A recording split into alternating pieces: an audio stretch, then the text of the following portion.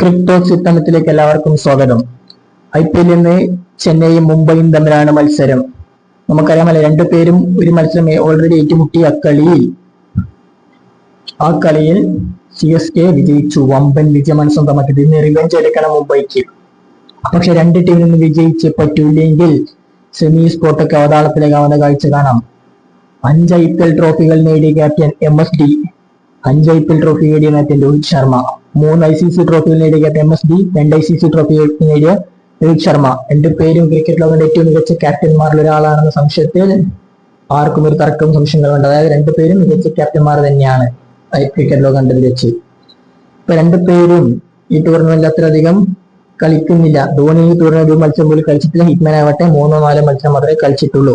അപ്പോൾ അവർ കളിക്കുമെന്ന പ്രതീക്ഷയുള്ള ഒരു ആരാധകർ ഉള്ളത് ഇപ്പോൾ ചർച്ച തുടങ്ങി കഴിഞ്ഞിട്ട് നമുക്ക് ഏതായാലും രണ്ട് ടീമിന്റെയും കോച്ചുമാർ പറയുന്നത് നോക്കാം. ഇന്നലെ പ്രസ് കോൺഫറൻസിൽ പറഞ്ഞ കാര്യമാണ്. നമുക്ക് ആദ്യം MSDയുടെ കാര്യത്തിലേക്ക് വന്നാൽ മൈക്കിളസ് എന്താണ് പറഞ്ഞത് നോക്കാം. CSK ബാറ്റിംഗ് കോച്ചായിട്ട് മൈക്കിളസ് എന്ത് കാര്യം പറഞ്ഞത് നമുക്ക് നോക്കിയാൽ അദ്ദേഹം പറയുന്നുണ്ട്, hopefully we will be back as soon as possible എന്നാണ് അദ്ദേഹം പറയുന്നത്. I don't know if it's tomorrow or maybe the next match. ഇന്നലെ പറയുകയാണ്, എനിക്കറിയില്ല നാളെയാണോ അല്ലെങ്കിൽ അടുത്ത മത്സരം മുതലാണെന്ന് പറയുകയാണ്. പിന്നെ അദ്ദേഹം പറയുന്ന കാര്യം, അദ്ദേഹത്തിന്റെ പ്രോഗ്രസ് ഇപ്പോൾ നല്ല രീതിയിൽ ഇമ്പ്രൂവ് ചെയ്തിട്ടുണ്ട്. അദ്ദേഹം ഇപ്പൊ സ്പീഡിൽ റൺ ചെയ്യാൻ തുടങ്ങിയിട്ടുണ്ട്. അങ്ങനത്തെ കാര്യങ്ങളൊക്കെ അദ്ദേഹം പറയുന്നുണ്ട്. ഞാൻ പറയുന്നത്, I think we are very confident from a skill perspective with his batting and his wicket keeping. അതാണ് അദ്ദേഹം പറയുന്നത്. അദ്ദേഹത്തിന്റെ ബാറ്റിംഗിലും വിക്കറ്റ് കീപ്പിംഗിലും നമുക്ക് ഇപ്പോഴും നല്ല കോൺഫിഡൻസ് ഉണ്ടെന്നും മൈക്ക് പറയുന്നുണ്ട്.